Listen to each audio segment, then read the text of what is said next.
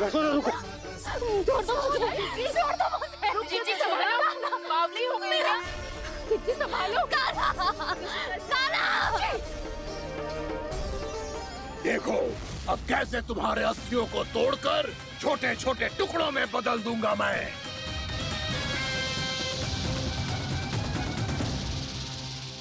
जी आप जाओगी तो आप भी फंस जाओगी।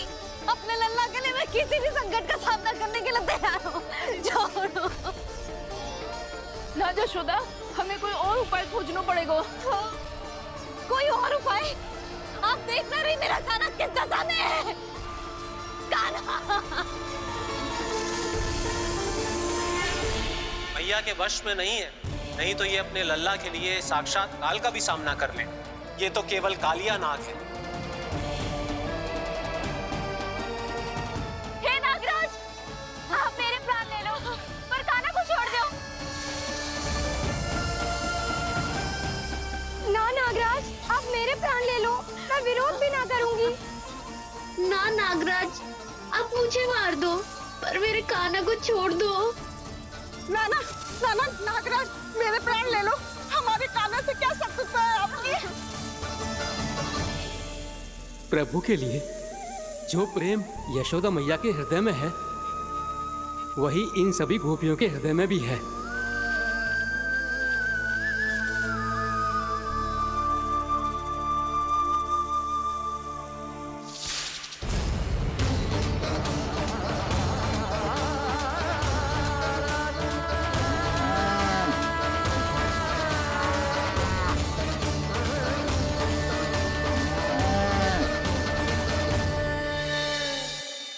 यशोदा, यशोदा, देखो इन गोपियों को, इन गैयाओं को। इन सब के मन में भी तुम्हारी भांति ही ममता भरी हुई। वो सब भी कान्हा से उतना ही प्रेम और स्नेह करती है, उतनी ही ममता से भरी हुई है जितनी कि तुम। तो तुम ही सोचो, जिसके साथ इतनी ममता और इतना स्नेह, इतना प्रेम, उसका कोई क्या कर सकता है? उस काले नाग का वेश इस सब आशीर्वादों के सामने कछु न है। कछु करो जी। उसे बोलो वो मेरे प्राण ले ले, मेरे काना को छोड़ दे। यशोदा,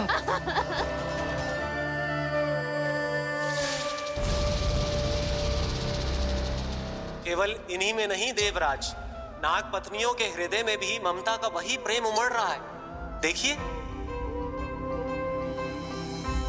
मैं आपके हाथ जोड़ती हूँ स्वामी, इस बालक को छोड़ दीजिए। ये अवश्य ही कोई दिव्य आत्मा है स्वामी।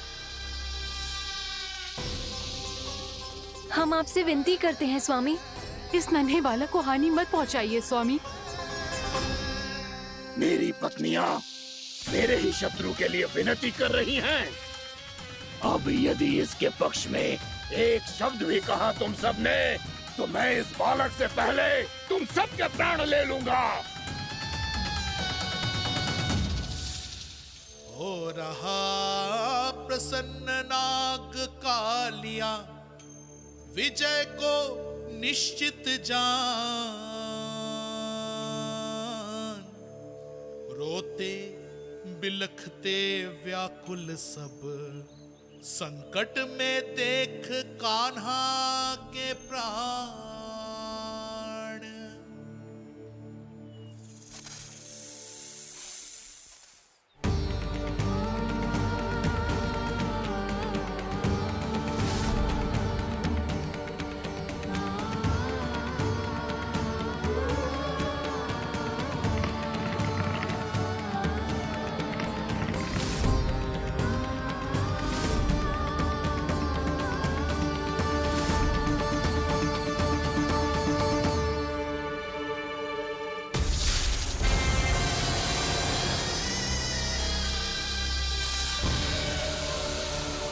कुछ करो जी, मेरे लल्ला को बचा लो, कोई तो कुछ करो। जीजी संभालो यशोदा। यशोदा, यशोदा तुम शांत हो जाओ, मैं कान्हा को वापस लेकर आऊंगा।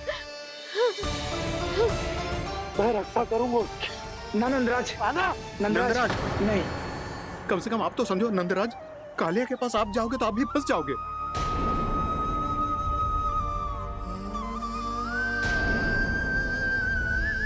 बलराम, तेरा भाई इतनी भीषण संकट में है और तुझे जरा भी दुख ना हो रहा? क्या आप सब अब तक नहीं समझ पाए कि कान्हा सच में कौन है? छोटे बाबा, आप तो उसका सत्य जानते हैं ना?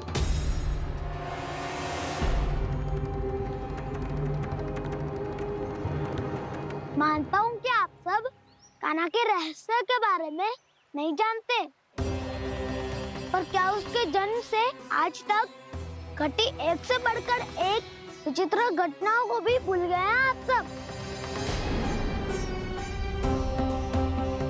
भूल गए हैं कि कैसी पूतना जैसी राक्षसी उसका कुछ बिगाड़ नहीं पाई, कैसे तरनावती जैसा भयानक राक्षस उसे एक खरोच भी नहीं दे पाया था।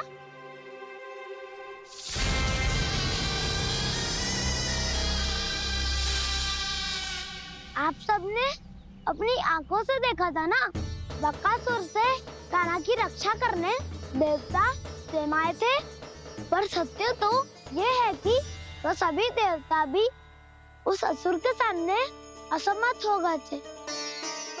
तब कान्हा ने बहुत ही आसानी से उस भयंकर असुर का वध किया था, एक ही बार में धराशायी कर दिया था उसे। तो आप सभी सोचिए, बार बार ऐसे असाधारण कार्य करने वाला बालक साधारण कैसे हो सकता है? अब तो आरंभ से ही सारा सत्य जानते हैं छोटे बाबा। रहस्य छुपाने में सदैव कान्हा की सहायता करते आए हैं आप, और आज आप स्वयं ही उसके सत्य को भूल रहे हैं। और तुम सब भी तो जानते हो कान्हा की शक्तियों के बारे में, तो क्या तनिक भी विश्वास ना है अपने सखा पे? बलराम, जे तू क्या कह रहा है? मैंने जो कहा उसका एक एक शब्द सत्य है छोटी माँ। यदि प्रभु की इच्छा हुई तभी कुछ ही क्षणों में सब कुछ अपनी आंखों से स्वयं अनुभव कर लेंगे आप।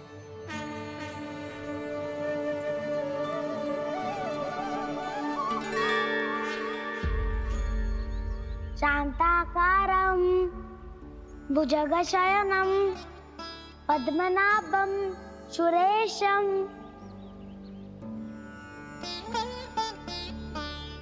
विश्वाधारं गगनसदृशं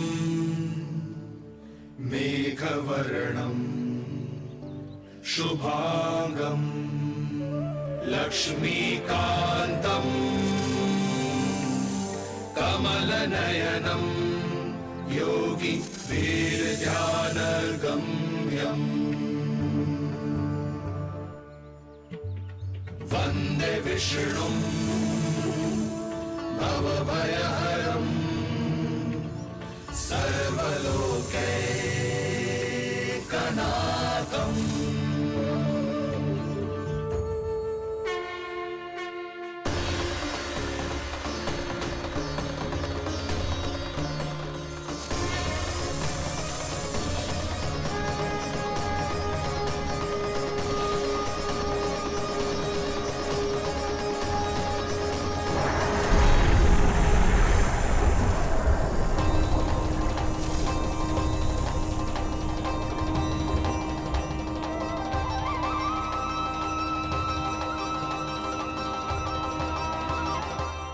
तुझे क्या लगता है बालक कि तू मेरी जगत से निकल गया तो अब बच जाएगा तू?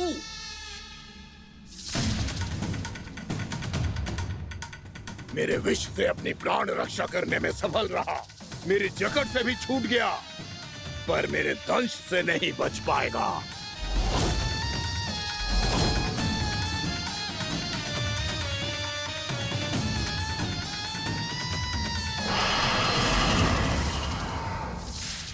अब भय से भाग रहा है, पर मैं तुझे मृत्यु देकर रहूंगा।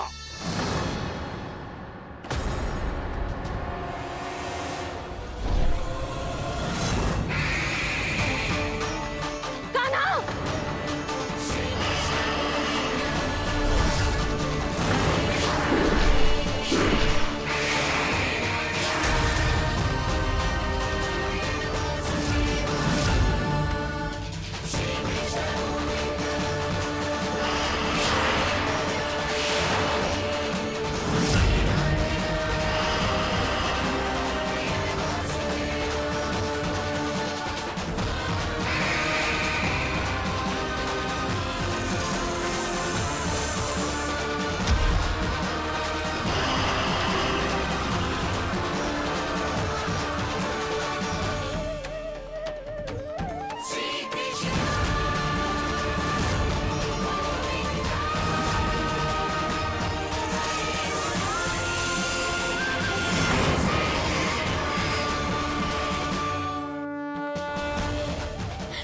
मेरा नन्हा सा कान्हा कितनी देर भाग पाएगा?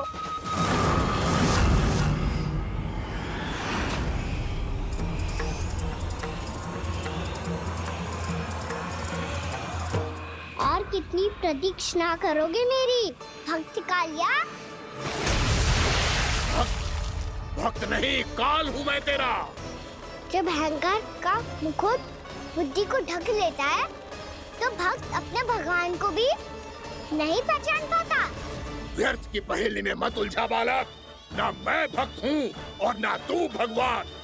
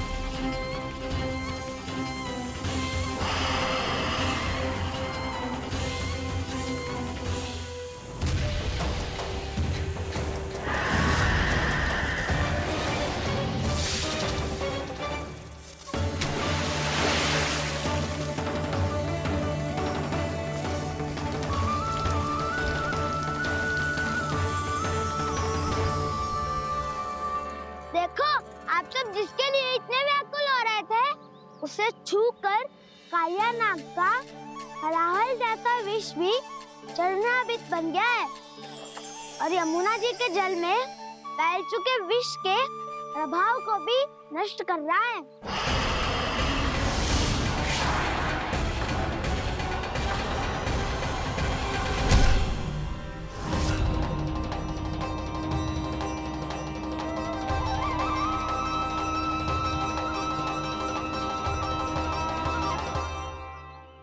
धर्म रक्षक, अधर्म विनाशक प्रभु श्री कृष्ण का कौशल सचमुच अद्वितीय है। नारायण नारायण।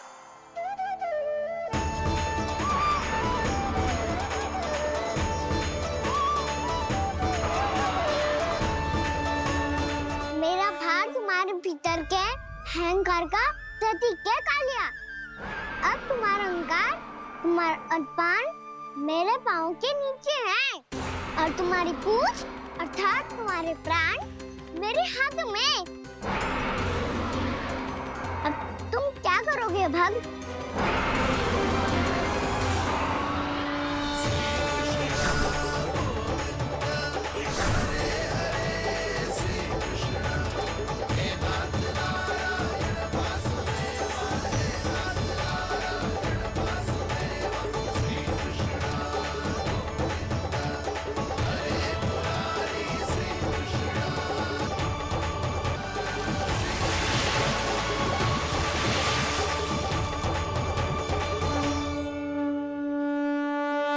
प्रभु, भले ये आपको पहचानने में असमर्थ हो, पर हम सब ने आपको पहचान लिया है।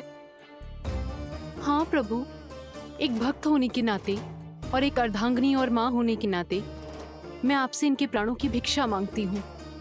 अपनी कृपा दिखाइए और इन्हें क्षमा कर दीजिए। आपके लिए मित्र और शत्रु में कोई अंतर नहीं प्रभु। उसी तरह आपकी कृपा और दंड में भी कोई अंतर नहीं।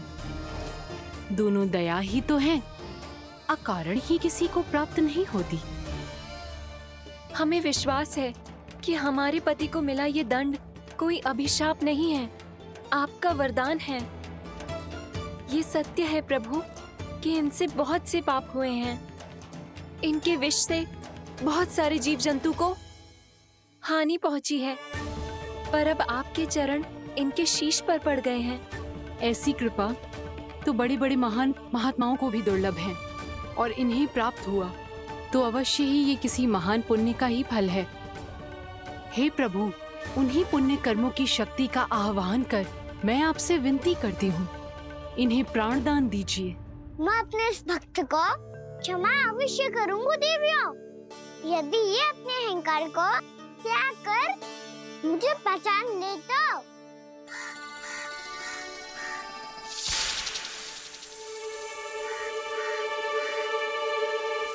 मैं तुम्हें श्राप देता हूँ, जितनी विषैली तुम्हारी जिह्वा है उतने ही विषैले सर्प बन जाओ तुम।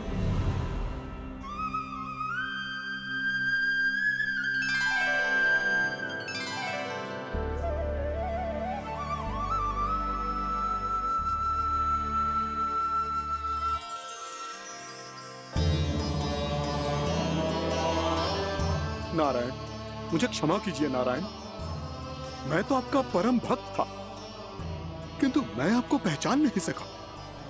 इसका दंड तो मुझे मिलना ही था, किंतु मैं अब प्रायश्चित करना चाहता हूं। इसके लिए यदि आप मेरे प्राण भी ले लेंगे तो भी मुझे कोई दुख नहीं होगा।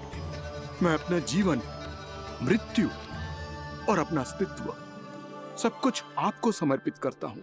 इसे विशाल शब्द के रूप में तुम्हारा जन्म हुआ, और स्वर्ग का तो स्वभाव है विष फैलाना, इसीलिए तुम्हें दंड नहीं दूंगा। मैं सिर्फ सभी अपराधों का पश्चाताप कर लिया, इसीलिए मैं तुम्हें क्षमा करता हूँ कालिया।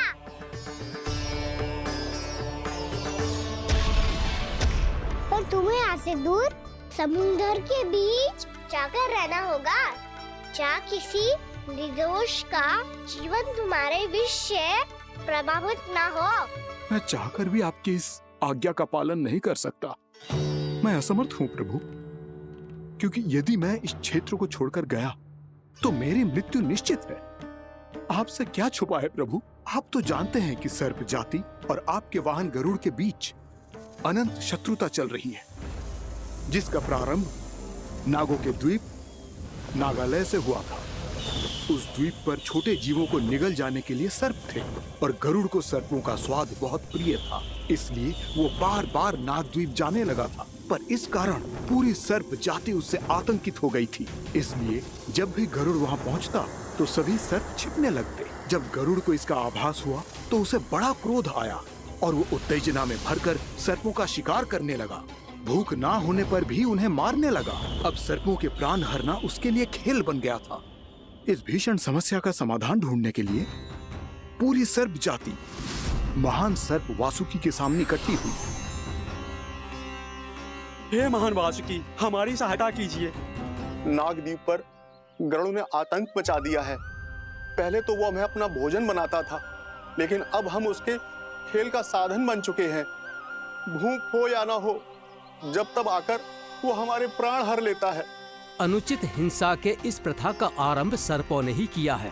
पहले आप सबने पूरे द्वीप पर अधिकार कर लिया, फिर आहार के साथ साथ आनंद के लिए भी आप सभी ने निर्दोष जीवों की हत्या की। और जब सृष्टि का संतुलन बनाए रखने के लिए गरुड़ आपको अपना आहार बनाने आया, तो आप सब अपने प्राणों की रक्षा के लिए छिपने लगे। तो फिर गरुड़ का उत्तेजित होना तो स्वाभाविक ही था।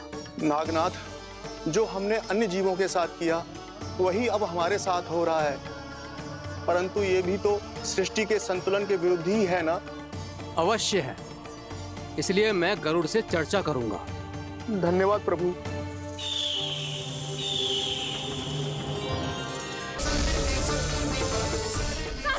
यशोदा, यशोदा रुको। जीजी संभालो, बावली हो गई ना। जीजी संभालो।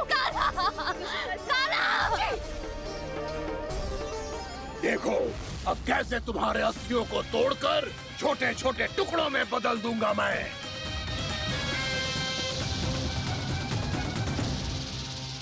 दादाजी आप जाओगी तो आप भी फंस जाओगी। अपने लल्ला के लिए मैं किसी भी संकट का सामना करने के लिए तैयार हूँ। छोड़ो ना जशोदा, हमें कोई और उपाय खोजना पड़ेगा। कोई और उपाय? आप देख ना रही मेरा काना किस दशा में है। काना मैया के वश में नहीं है, नहीं तो ये अपने लल्ला के लिए साक्षात काल का भी सामना कर ले। ये तो केवल कालिया नाग है। हे नागराज, आप मेरे प्राण ले लो पर काना को छोड़ दो। ना नागराज, आप मेरे प्राण ले लो, मैं विरोध भी ना करूंगी। ना नागराज, आप मुझे मार दो पर मेरे काना को छोड़ दो। जाकर रहना होगा जहाँ किसी निर्दोष का जीवन तुम्हारे फिर से प्रभावित ना हो।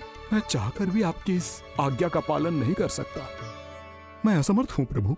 दूर जाकर रहना होगा जहाँ किसी निर्दोष का जीवन तुम्हारे फिर से प्रभावित ना हो। मैं चाहकर भी आपकी इस आज्ञा का पालन नहीं कर सकता। मैं असमर्थ हूँ प्रभु।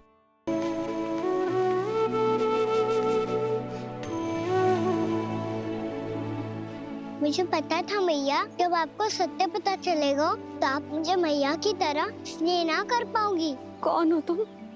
मैं नारायण का अवतार हूँ।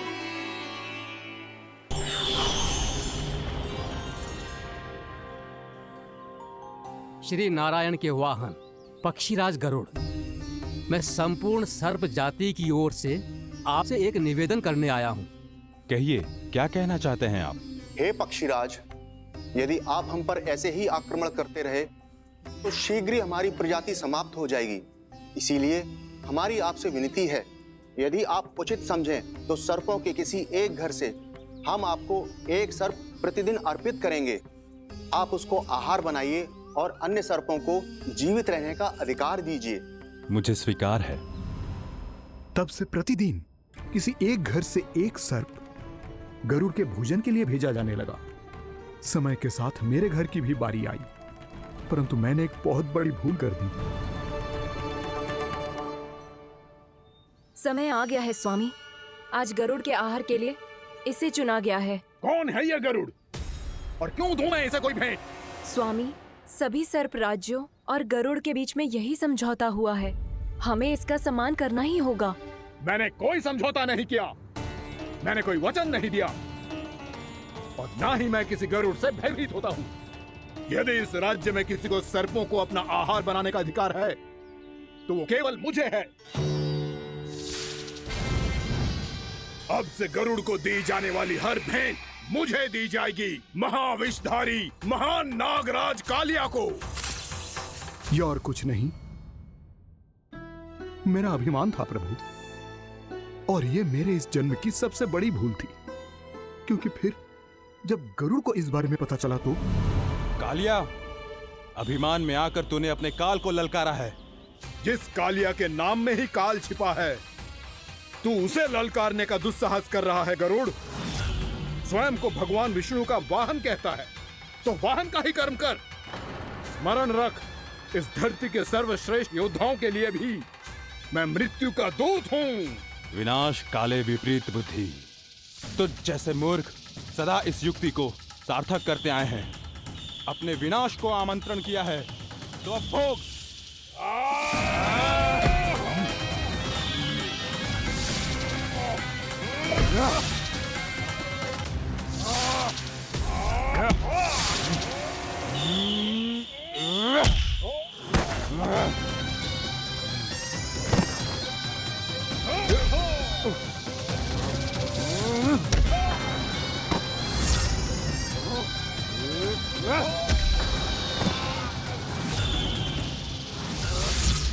जिसने मेरा भोजन चुराने की धृष्टता की है वो इसी योग्य है। तू मुझे जानता नहीं है गरुड़, मैं महाविषधारी नाग कालिया हूँ। तेरा इतना दुस्साहस कि तूने मुझ पर चरण से प्रहार किया।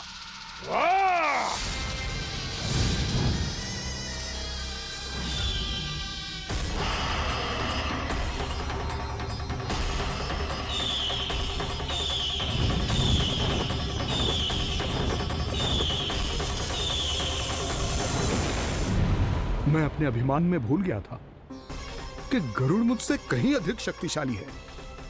इसलिए अपने प्राणों की रक्षा करने के लिए मैं एक स्थान से दूसरे स्थान भागने लगा।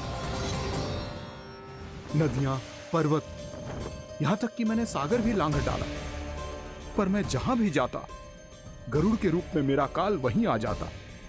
इसीलिए मृत्यु की आशंका से भयभीत होकर मैं अपने बड़े भाई मां कद्रू के प्रथम पुत्र अनंत शेषनाग से राय लेने चला गया। भैया, मैं यहां आपसे आपकी सहायता लेने आया हूं। मेरी एक छोटी सी भूल के कारण यह गरुड़ मेरा पीछा कर रहा है। मुझे हर समय हर स्थान पे ढूंढते रहता है। यदि उसने मुझे ढूंढ लिया तो वो निश्चित ही मेरे प्राण ले लेगा। मुझे कोई ऐसा स्थान बताइए जहां मैं अपनी पत्नी और अपनी संतानों के साथ शांति से रह सकूं। तुम यमुना नदी के किनारे वृंदावन क्षेत्र में जाके वास करो कालिया। गरुड़ वहां प्रवेश नहीं कर सकता क्योंकि उसे ऋषि सोबरी का श्राप मिला हुआ है।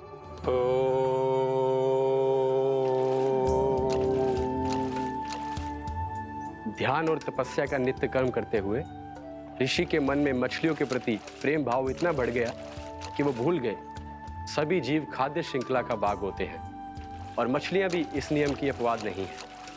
उन्हें मछलियों की अटखेली इतनी अच्छी लगने लगी कि वो इस क्षेत्र के मछुआरों को भी मछली पकड़ने की अनुमति नहीं देते थे।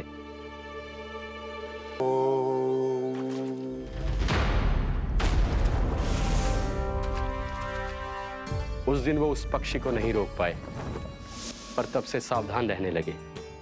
यहां तक कि अपने साधना से भी अधिक ध्यान वो पक्षियों पर केंद्रित करने लगे। ठहरो! इसी क्षण अपनी चोंच में पकड़ी इस मछली को छोड़ दो। तुम्हें इन मछलियों का आहार नहीं करना चाहिए पक्षीराज। ये तो खाद्य श्रृंखला का नियम है ऋषिवर।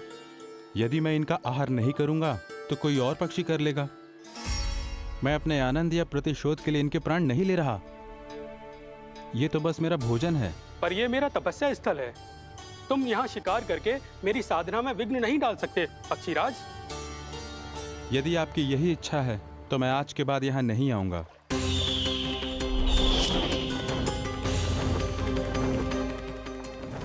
पर आज ये मछली मेरे आहार के रूप में पकड़ी जा चुकी है। मैं वचन देता हूँ ऋषिवर, इस स्थान पर यह मेरा अंतिम शिकार होगा।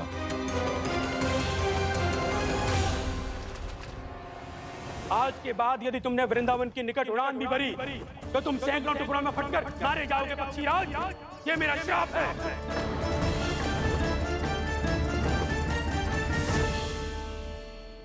और इसीलिए भैया शेषनाग के सुझाव के अनुसार मैं यहां आ गया। पर अब यदि मैं कहीं और जाऊंगा तो मेरे प्राण नहीं बचेंगे प्रभु। निश्चिंत रहो कालिया, अब से गरुड़ तुम्हें कोई हानि नहीं पहुंचाएगा। अब तुम्हारे फनों पर मेरी पक्षिंग बन गए कालिया, इसीलिए अब से तुम्हें गरुड़ से कोई भय नहीं होगा। निश्चिंत होकर अपने परिवार के साथ गहरे समुद्र में चले जाओ और सुख से शांति से निवास करो। पर ध्यान रहे निर्दोष जीवों को हानि ना पहुंचे। आपने मुझे जीवन दान दे दिया प्रभु, इस उपकार से मैं कृतज्ञ हूँ प्रभु। आदेश दीजिए, मैं आपकी सेवा कैसे करूं? तुम्हारे जल क्षेत्र से 1 कोटि कमल पुष्पों को लेने की अनुमति दे दो कालिया। यही मेरी सेवा होगी। प्रभु, ये तो मेरा सौभाग्य होगा।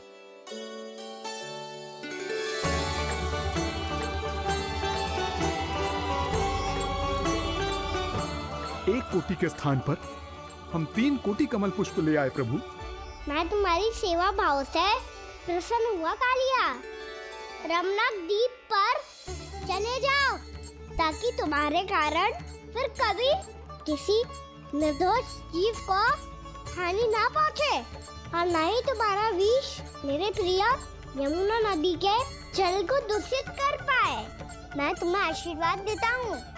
आज यहाँ मेरे द्वारा तुम्हें दिए गए इस आदेश का स्मरण जो भी भक्त करेगा और प्रातः काल और संध्या काल में इसका उच्चारण करेगा उसे फिर कभी किसी संकट से कोई भय नहीं होगा। ये स्थान अब से काला कुंड के नाम से जाना जाएगा।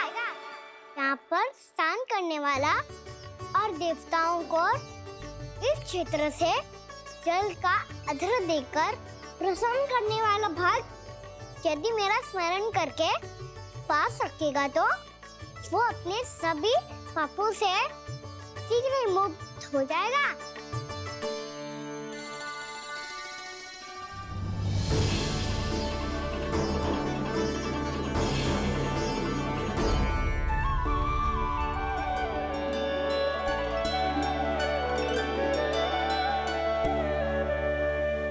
कौन है जी भगवान जिसने अभी अभी कालिया जैसे विशाल विस्तर का सामना किया? क्या एक साधारण बालक जो शीत की अधिकता से ठिठुर रहा है? क्या करूं? मैं लल्ला को ममता के आंचल में छुपा लूं या भक्त बनकर प्रभु की लीला देखती रहूं? क्या करूं मैं? कितना ठंडा था जल, बहुत सर्दी लग रही है। सर्दी से तड़पते हुए कैसे देखूं इसे? अभी जाके अपने पल्लू से सुखाती हूँ। हृदय से लगा के स्नेह की आंच दूंगी तो सर्दी पल भर में छूमंतर हो जाएगी।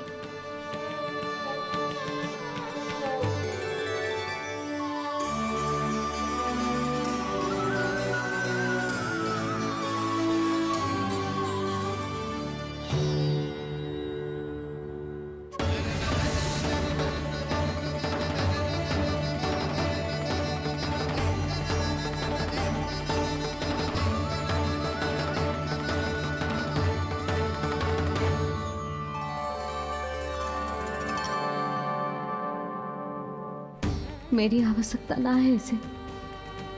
ये तो सच्ची में भगवान ही है जिसकी ठंड दूर करने के लिए स्वयं द्वादश आदित्य प्रकट हो गए हैं।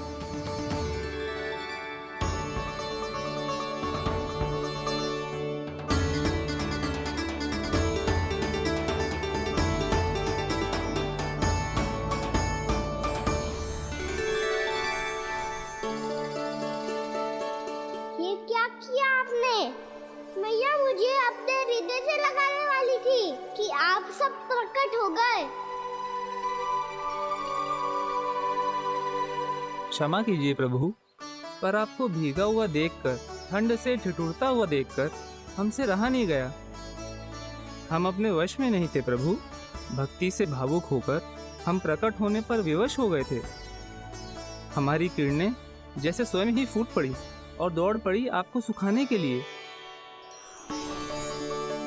मैं आपका प्रेम, आपकी भक्ति समझता हूं आदित्यगण, और इसीलिए इस समय मैं जहां खड़ा हूं, इस स्थान को द्वादश आदित्य टीला के नाम से जाना जाएगा।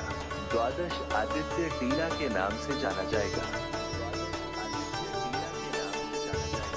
हम धन्य हो गए प्रभु।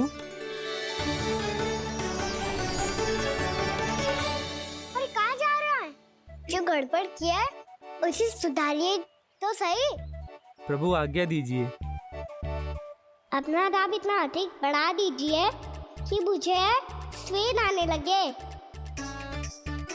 ताकि मैया मुझे स्वेद में लीला देख के और भूल जाए कि मैं भगवान हूँ, और मैया मुझे अपनी गोद में उठा के ले जाए।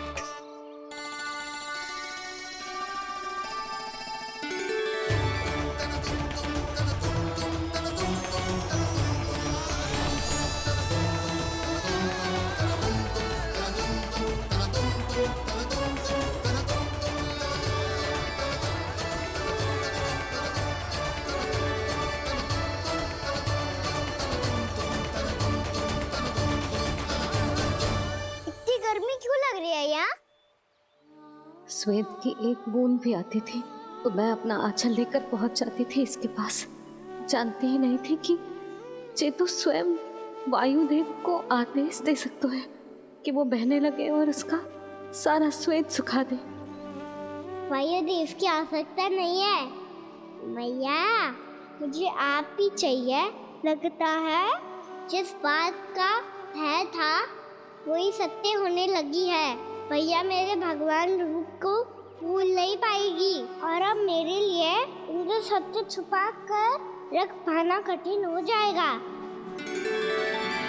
कृष्णा कृष्णा हरे कृष्णा कृष्णा कृष्णा मुरली मनोहर कृष्णा गोपाला गोविंदा हे दामोदरा।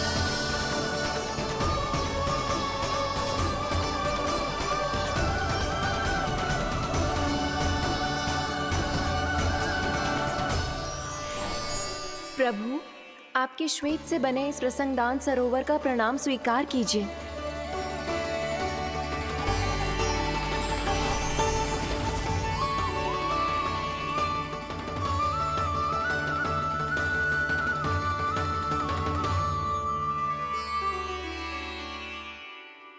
ओहो, इस चमत्कार को देखकर भैया को और भी अधिक विश्वास हो जाएगा कि मैं भगवानी हूँ। अब कैसे मनाऊं मैया को कि मैं इनका लाई हूँ।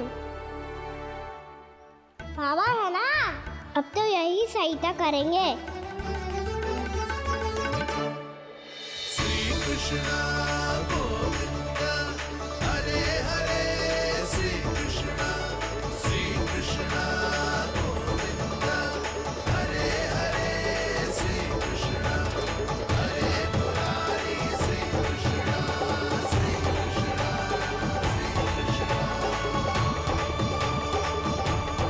एक कोटि ना, मैंने तो 3 कोटि कमल पुष्पों का प्रबंध कर दिया है और चिंता करने की आवश्यकता ना है।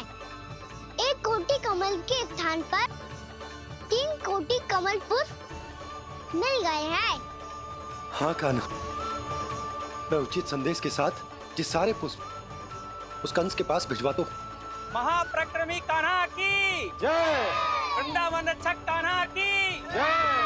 महाप्रक्रमी कान्हा की जय। भानु जी नंदराज, बाकी गांव वालों को लेकर ये सारे पुष्प इकट्ठा करो और कंस के दरबार में पहुंचाओ। जी।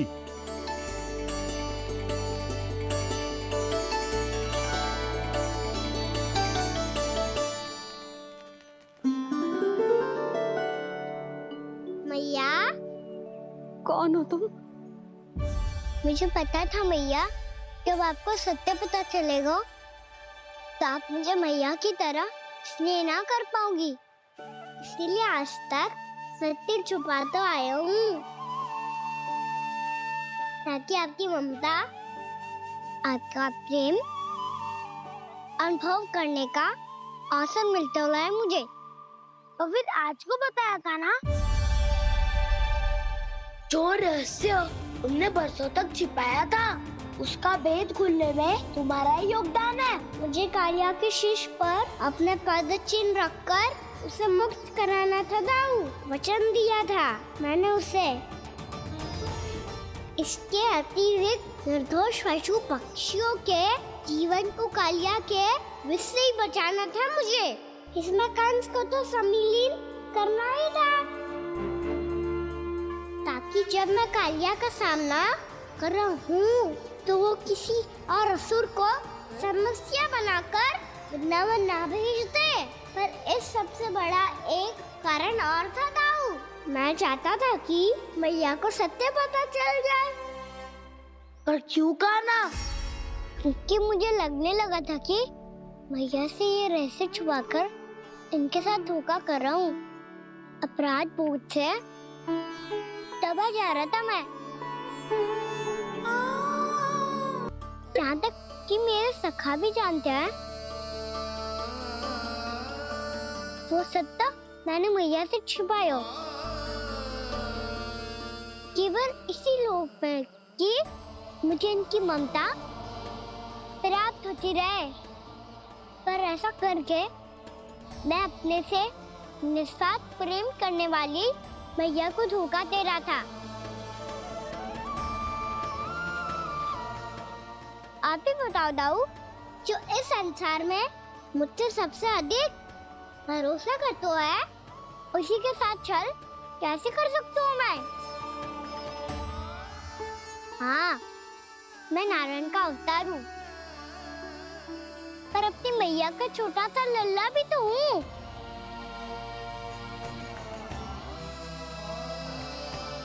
इसीलिए तो यमुना जी में छलांग लगाने का एक कारण इस गेंद को लेने जाना भी था। ने स्नेह से बनाई थी मैया ने गेंद, इसे अपने से दूर कैसे होने देता मैं? आपको आभास भी ना है मैया कि आप मेरे लिए कितने महत्वपूर्ण हो।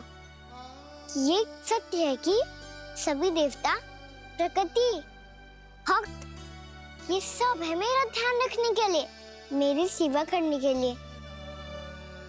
पर क्या इनमें से कोई भी मेरी मैया का स्थान ले सकता है? और आप भी तो यही चाहती थी कि मैं आपका लल्ला बन के आऊं, कि मैं आपका लल्ला बन के आऊं, मैं आपका लल्ला बन के आऊं। आज जैसे आपने मुझे अपनी गोद में लिटा रखा है, क्या कुछ ऐसा नहीं हो सकता कि शीघ्र ही मुझे आपको अपनी गोद में खिलाने का अवसर मिल जाए? मैया, नारायण का अवतार होना क्या इतनी बड़ी समस्या है कि आप हृदय से भी राह लगा सकते? मैया,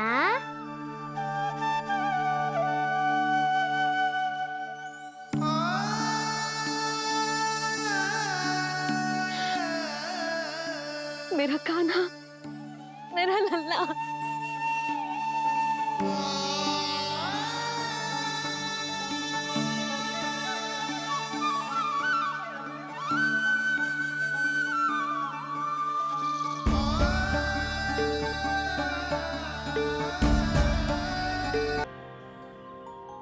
श्री नारायण के वाहन पक्षीराज गरुड़, मैं संपूर्ण सर्प जाति की ओर से आपसे एक निवेदन करने आया हूँ। कहिए, क्या कहना चाहते हैं आप? हे पक्षीराज, यदि आप हम पर ऐसे ही आक्रमण करते रहे तो शीघ्र ही हमारी प्रजाति समाप्त हो जाएगी। इसीलिए हमारी आपसे विनती है, यदि आप उचित समझें तो सर्पों के किसी एक घर से हम आपको एक सर्प प्रतिदिन अर्पित करेंगे। आप उसको आहार बनाइए और अन्य सर्पों को जीवित रहने का अधिकार दीजिए। मुझे स्वीकार है। तब से प्रतिदिन किसी एक घर से एक सर्प गरुड़ के भोजन के लिए भेजा जाने लगा। समय के साथ मेरे घर की भी बारी आई, परंतु मैंने एक बहुत बड़ी भूल कर दी। समय आ गया है स्वामी, आज गरुड़ के आहार के लिए इसे चुना गया है। कौन है यह गरुड़ और क्यों दूं मैं इसे कोई भेंट? स्वामी, सभी सर्प राज्यों और गरुड़ के बीच में यही समझौता हुआ है, हमें इसका सम्मान करना ही होगा। मैंने कोई समझौता नहीं किया, मैंने कोई वचन नहीं दिया और ना ही मैं किसी गरुड़ से भयभीत होता हूँ। यदि इस राज्य में किसी को सर्पों को अपना आहार बनाने का अधिकार है तो वो केवल मुझे है।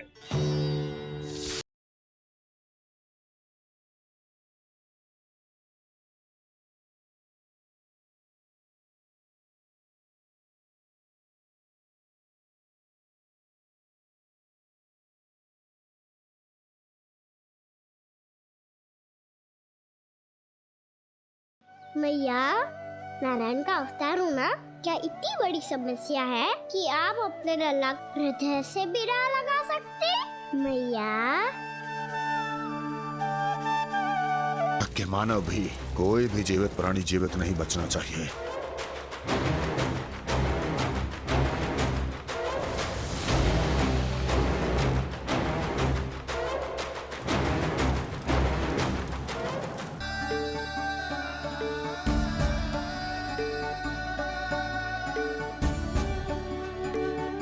ये सत्य है कि ये जानने के बाद कि तू श्री नारायण का अवतार है, मैं तुझे भगवान की तरह ही देख पाऊंगी। पर मेरे हृदय की जो ममता है ना, वो भक्त से कहीं अधिक है लल्ला। फिर चाहे तू साधारण बालक हो या श्री नारायण का अवतार, तू सदैव ही मेरा लल्ला है, मेरा लल्ला था और सदैव ही रहेगा। यशोमती मैया का नंद लाला, यशोमती मैया का नंद लाला। यशोमती मैया के नंद लाला, यशोमती मैया के नंद लाला, यशोमती मैया के नंद लाला, यशोमती मैया के नंद लाला।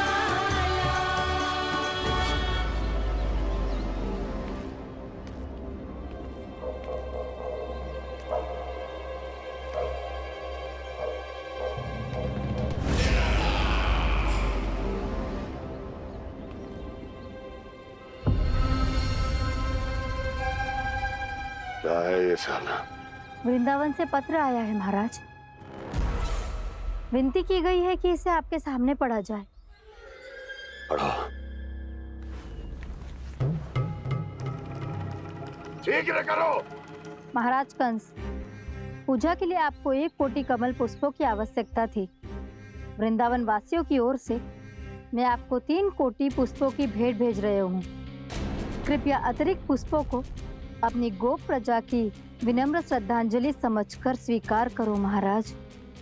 आपको ये जानकर प्रसन्नता होगी कि जैसे ही मेरा पुत्र कृष्ण कालिया नाग के सामने पहुंचो, वो महाभयंकर नाग भी आपके भय से कांप उठा और स्वयं ही ये सभी पुष्प हमारे द्वार पे पहुंचा गो। यदि आपको अब भी आवश्यकता हो तो और भी पुष्पों का प्रबंध किया जा सकता है। आपका विनीत गोपराज नंद। हमारा संघर्ष अभी समाप्त नहीं हुआ है विष्णु अवतार। यशोमती मैया का नंदलाला। पत्र में लिखा है महाराज, उसे इसी नाम से बुलाया जाना प्रिय है।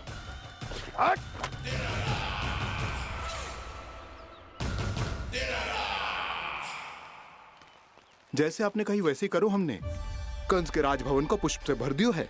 मुझे तो ऐसा लग रही है इतने पुष्प देख के कंस को चक्कर आ जाएंगे। आपका पत्र पढ़ के उसे ये समझ में आगा होगा कि वृंदावन वासियों से उलझना ठीक ना है उसके लिए।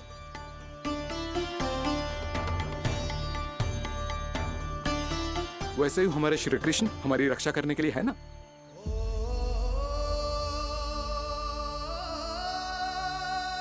सूर्यास्त होने वाला है, हमें अब घर चलना चाहिए। मुझे बहुत थकान लग रही है नंदराज। हाँ, मैं भी बहुत थक गई हूँ। नंदराज, कमल पुष्पों को गाड़ी में लादकर मथुरा पहुंचाने में अब हम भी बहुत थक गए। तो आप सब लोग रात्रि को यहाँ रुकना चाहते हैं? वैसे सुझाव तो अच्छा है नंदराज। अब कालिया नाग के स्थान से जाने के बाद प्रकृति कितनी खिल उठी है, क्यों जसोदा जी?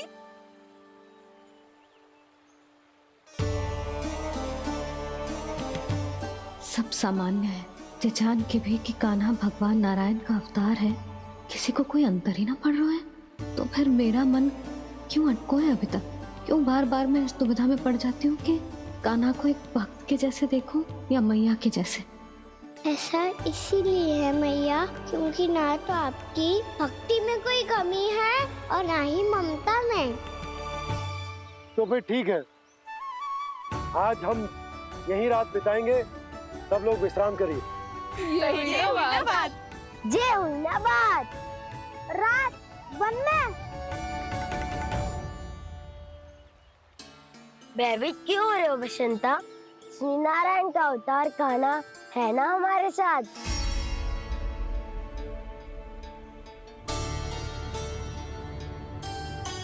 लगता है कोई मैया को भूलने ही नहीं देगा कि मैं नारायण का। तुम्हें पूर्ण विश्वास है ना गुप्तचर? ये सब कुछ उसी बालक ने किया है। उसी ने कालिया को पराजित करके यहां से दूर भेज दिया है। मैंने अपनी आंखों से देखा है महाराज। और वृंदावन के सभी वासी इस समय वन में विश्राम कर रहे हैं, ये सूचना पक्की है। वो सब पूरी रात वन में ही बिताएंगे महाराज।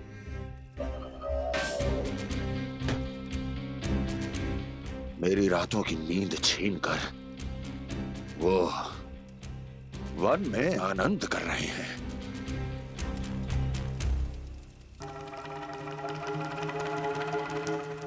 किंतु मैं उनके इसी आनंद को मृत्यु के करुण रूदन में बदल दूंगा।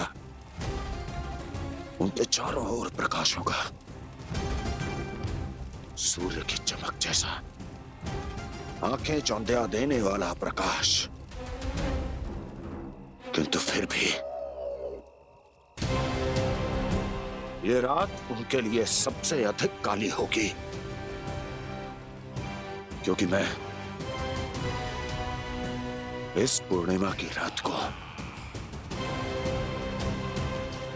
अमावस्या की रात बना दूंगा, कभी न समाप्त होने वाली अमावस्या।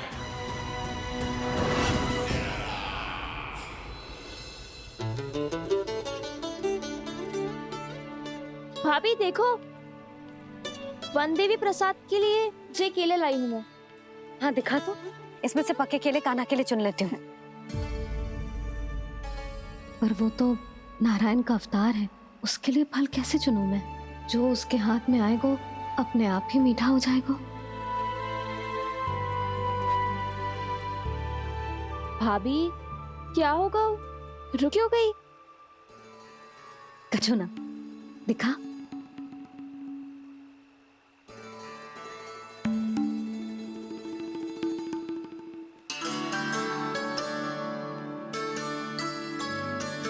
कान्हा, तुझे भूख लगी आई होगी ना? भैया खिलाओ ना। अच्छा,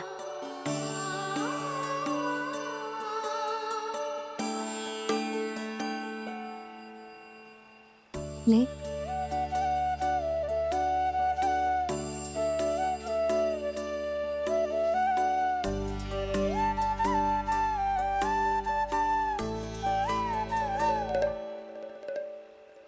भैया के व्यवहार में बदलाव आ रहा है।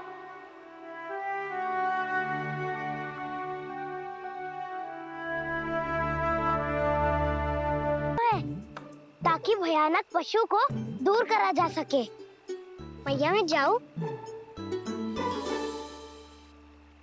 भैया अग्नि जलाने जाऊं?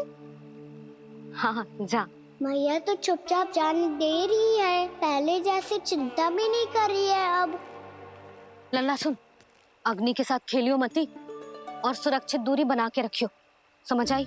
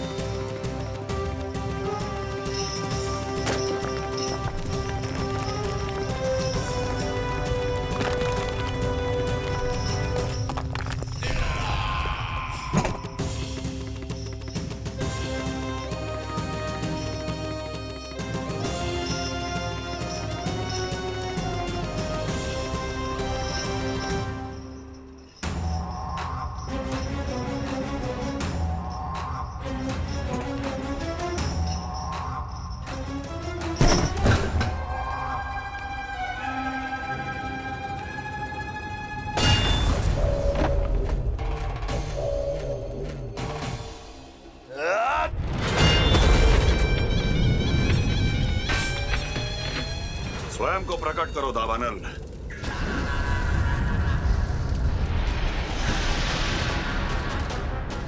प्रणाम महाराज। महाराज कंस, इस कारागार से मुक्त करवाने के लिए आपका बहुत बहुत धन्यवाद। बताइए, इस उपकार का ऋण कैसे चुकाऊं? बस वही करो दावानल जो तुम्हें सबसे अधिक प्रिय है। अपने नाम को स्वयं सार्थक करो। जला दो, पूरे वृंदावन को जला दो। कीट, पशु, पक्षी, वनस्पतियां, वृक्ष, यहाँ तक के मानव भी, कोई भी जीवित प्राणी जीवित नहीं बचना चाहिए। जला दो सबको, सबको। आपकी आज्ञा ही मेरी इच्छा है और आपकी इच्छा ही मेरी आज्ञा। तुम सबने देखो अजय, अधिक कठिन ना है ये। 2 पत्थर हाथ में पकड़ ले, ऐसे रगड़ लो है, चिंगारी निकलेगी, घास फूस अग्नि पकड़ेगी और भक्क से जल जाएगा। लो करो, लो सुबल।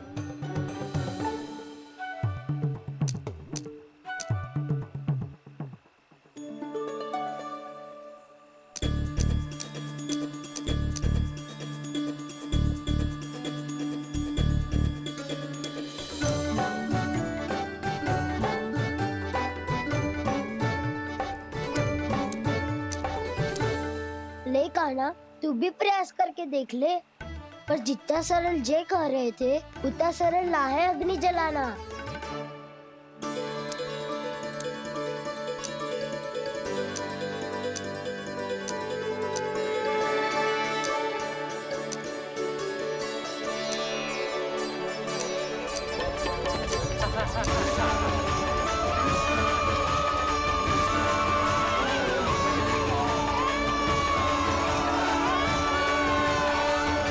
ये तो श्री नारायण का अवतार है। संसार की सारी अग्नि इसके नियंत्रण में है, तो फिर एक चिंगारी उत्पन्न करना कौन सी बड़ी बात है।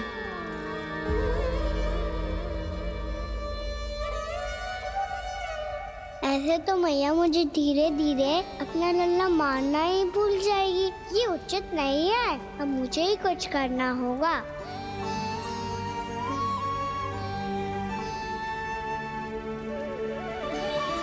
कान्हा ऐसे मत करो, लग जाएगी। ध्यान कहाँ है तेरो? कालिया नाग का हलाहल जैसा विष जिसका कछु ना बिगाड़ पाई, जिस साधारण सी अग्नि उसे हानि कैसे पहुंचा पाएगी। मेरी ममता बार बार चिंता करने पे विवश कर देती है मुझे। भूल जाती हूँ मैं कि ये तो श्री नारायण का अवतार है। यही तो मैं चाहता हूँ मैया।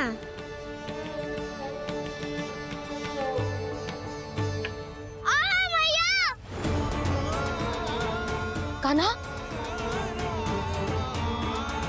कान्हा, दिखा, दिखा, कहाँ लगी? हाँ, बोला था ना अग्नि से दूर रहने। दिखा, जले का चिन्ह ना है।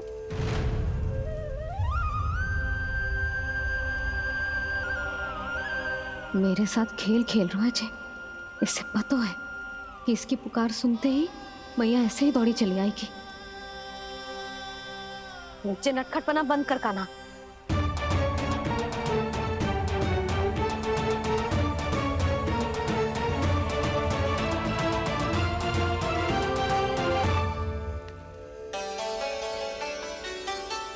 यशोदा, आ जाओ, कान्हा को भी बुला लो।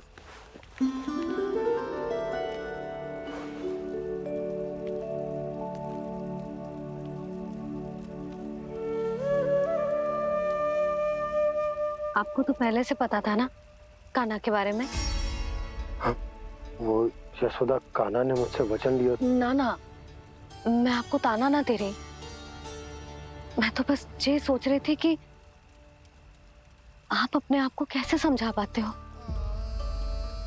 ये जानते हुए भी कि वो श्री नारायण का अवतार है। आप उसके साथ सामान्य व्यवहार कैसे कर पाते हो?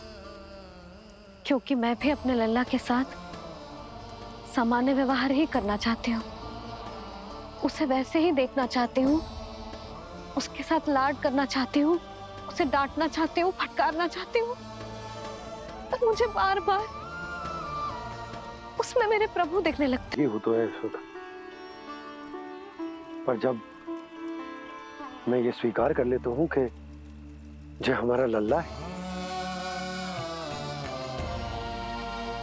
तो मैं भूल जाता हूँ कि जय श्री नारायण का अवतार भी, उसके बाद सांसारिक माया मुझे अपने अंदर जकड़ लेती है। यशोदा, तुम्हारे साथ भी कछु ऐसा ही होगा। संसार की मोह माया तुम्हें खुद में जकड़ लेगी और तुम जब भूल जाओगी कि वो भगवान का अवतार। और सच्ची कहूं तो भैया की ममता के आगे कोई भी माया ना टिक सकती। सबसे बड़ी होती है एक मैया की ममता। पर भक्ति का भाव भी कम प्रबल ना हो तो है जी। मेरे हृदय में ममता और भक्ति के बीच युद्ध चल रहा है। मुझे ना पता कौन सा भाव जीतेगा और कौन सा हारेगा।